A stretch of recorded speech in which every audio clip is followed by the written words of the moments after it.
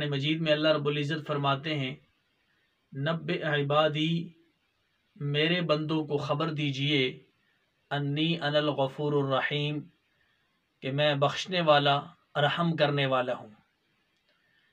حدیث شریف میں آتا ہے کہ اللہ رب العزت بندے سے 70 مئوں سے زیادہ محبت کرتے ہیں۔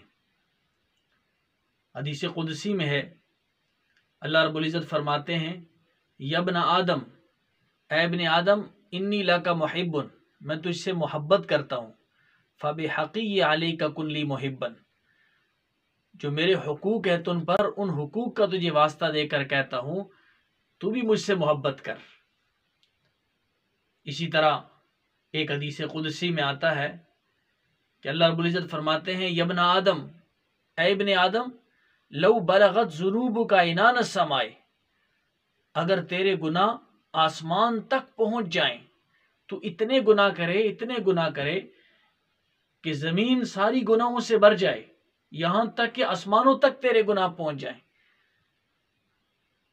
لو بلغت ذنوبک عنان السماء ثم استغفرتنی، پھر تو مجھ سے بخشش طلب کرے، غفرت لک، میں تیرے سارے گناہوں کو بخش دوں گا، ولا ابالی، مجھے کوئی پرواہ نہیں ہے، مجھے کوئی پوچھنے والا نہیں۔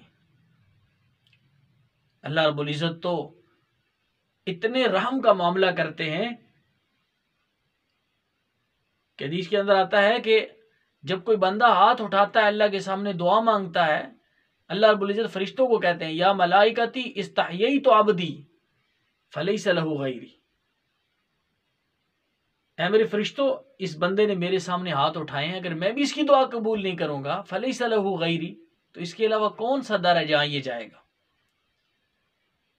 اللہ رب العزت بندوں سے اتنی محبت کرتے ہیں کہ بندے اگر سچے دل کے ساتھ اللہ کے سامنے روئیں، گڑ گڑائیں، اپنے گناہوں کی معافی مانگیں، اللہ رب العزت ان کے سارے گناہوں کو بخش دیتے۔ ایک واقعہ بڑا عجیب تفسیروں میں لکھا ہے، تفسیر مدارک میں بھی، اور اسی طرح علامہ سیوطی رحمۃ اللہ علیہ نے بھی اس واقعے کو نقل کیا ہے، تفسیر کشاف میں بھی ہے کہ قارون، اللہ رب العزت نے اس کو بڑا مال دیا تھا، بڑا مالدار تھا یہ۔ موسیٰ علیہ السلام نے اسے زکوٰۃ دینے کا حکم دیا، اللہ پر ایمان لانے کا حکم دیا، لیکن اس نے موسیٰ علیہ السلام کی بات کو نہ مانا، موسیٰ علیہ السلام سے مخالفت کی، ان سے دشمنی کرنے لگا۔ تو ایک دفعہ اس نے پروگرام بنایا کہ بہت سارے لوگوں کو اکٹھا کیا، سٹیج لگوایا، ایک عورت کو تیار کیا کہ وہ موسیٰ علیہ السلام پر نعوذ باللہ تہمت لگائے۔ اس کو کہا کہ میں تمہیں اتنے پیسے دوں گا، تم نے مجمع عام کے اندر کھڑے ہو کر موسیٰ علیہ السلام پر تہمت لگانی ہے۔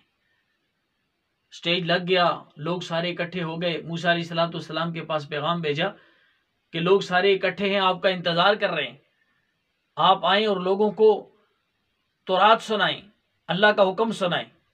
موسیٰ علیہ السلام آئے، جب کھڑے ہو کر تورات پڑھ رہے تھے، تورات سنا رہے تھے، تو قارون نے عورت کی طرف اشارہ کیا۔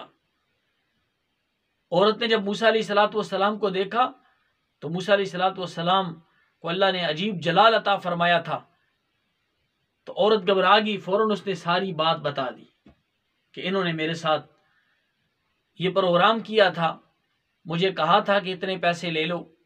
تو موسیٰ علیہ السلام فوراً جو ہے اللہ کے سامنے سجدہ ریز ہو گئے۔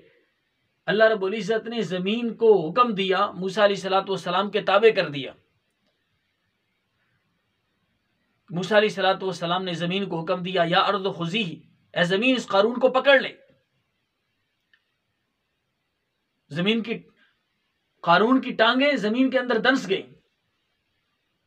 قارون معافیا مانگنے لگا، ہے موسیٰ مجھے معاف کر دو، مجھے معاف کر دو۔ موسیٰ علیہ السلام نے پھر کہا یا ارض خذیہ، یہ زمین پکڑ لے اس کو۔ ناف تک زمین کے اندر چلا گیا، معافیا مانگتا رہا، موسیٰ مجھے معاف کر دو۔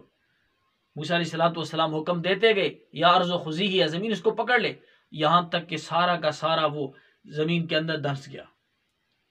جب وہ زمین میں دھنس گیا، اس کے بعد اللہ رب العزت کی وحی آئی موسیٰ علیہ السلام کی طرف، کہا ہے موسیٰ، قارون تجھ سے معافیا مانگتا رہا، 70 دفعہ اس نے تجھ سے معافی مانگی، لیکن تو نے اسے معاف نہیں کیا.